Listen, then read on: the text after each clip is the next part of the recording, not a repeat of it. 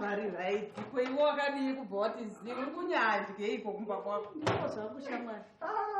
Kumba kwako kukuta iko kuro. Vari right zvako. Ari right. Zvakuti. Kudaro kuti kosa wina uyu indava bhati zizi kudaro. Zvinenge zvakandibatawo shamwari. Gara zvako ni panapa ndatoseta tebhuru yakuti ndidye. Gara izvako. Kwakadibva kuno nayaska. Kuri right. Skani. Ndikati tumapeni kashamwari. Kani. Vanhu vekirabva munoda kuti zisipa chatondirova. Indava. Kati regai ndibva ndafambira tumapeni tuya ndakadzwa sipa achiti masikati mangwana ndione nguva yafamba kamusati mawaya natwo. Tumapeni twego turi kutoto. Twakauya kakuzotorwa nasipiwe kumbako. Twakauya kuzotorwa nasipiwe? Rini? Musi uno. Musi uno upiko uri kutaura?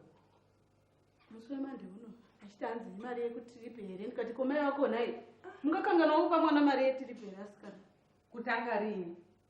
Iwe unonyatsoziva kuti mwana uyu hakuna mwana undingakwanise kuchengeta sasipiwe. Ndingamushayirwa mari yekutiripi kutanga rini?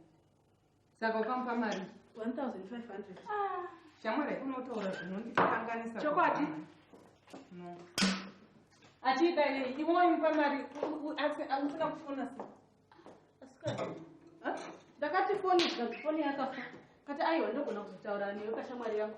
Ko ndaigwe kunyimira mwana wako. Ndiwe kutora 1,000 kwauri? 1,500.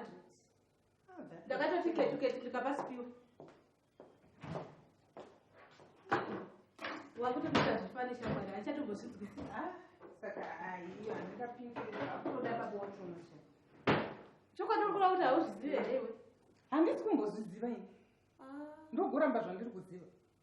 Saka chitotsi chakati vanasipiwe ichi? Chitotsi chaicho. Because handisi kutomboziva kuti pane nyaya yakaita saiyoyo. Aiwa, sikana ino hatichagara ini. Kana yazopindurwa nababa acho mouya netimasenzi nditiko kirabha. Indakuinda ina asikana. Ndokuona. It's all right.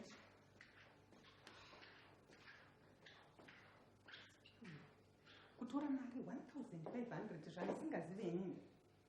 Zvino this time ndomurova chete. Ndakumubhutura zvasakanga.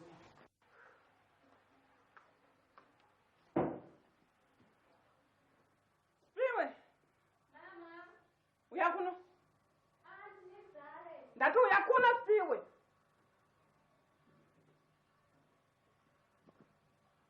Maneru mama. Yakuna kuti pwaneru mama. Gara. Unganditaura kuti iwe mari yawakanokwereta kwasaura kuti kwaya waidai. Mari?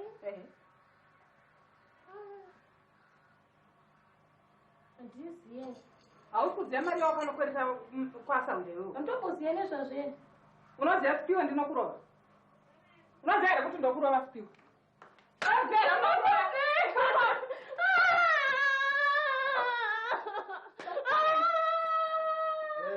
Chico! Chico, né? Aí tá sendo uma nova filha. Maria. Ameno kwasa utakuyo kunokweresa mari 500 $1,500. Aí iko. Ndisananguriwo ndizwika.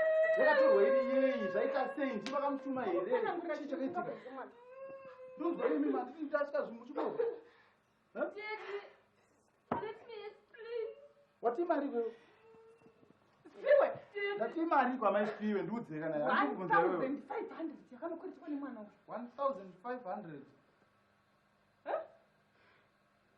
Okay, I understand. Chenda big for. Kana uchiti uyu understand ukuthi Ndokupa. Ndokupa mari yako donwari. Ndip. Ndati ndinokupa. Chiba utondipa. Mari yacho. Is it immediate effect? Yes. Ndati ndinokupa. Iri kudiwa mari. Andinozinzo. Panje wakamboshaya pana. Kana uchida kuwira. Haipo here mari yacho. Ndati ndinokupa. Kana kusoro jaidza mwana zvisina basa risina. Hakusi kujaidzwa. Wakaita understand everything. Ndinokupa mari yako. Saka ndipeka ndinopa varidziva. Ndinokupa kanai. Zvaita sei? Unoziva kuti mwana ndomuuraya nekumurova here. Kana zvinzwaro. Zvinzwa mwana. Ini ndichataura kuti ndani. Tora 2 hours. usina kundipa mari chaidza mwana zvamanga wamurova ndazviona wamuraira chakupa mari yako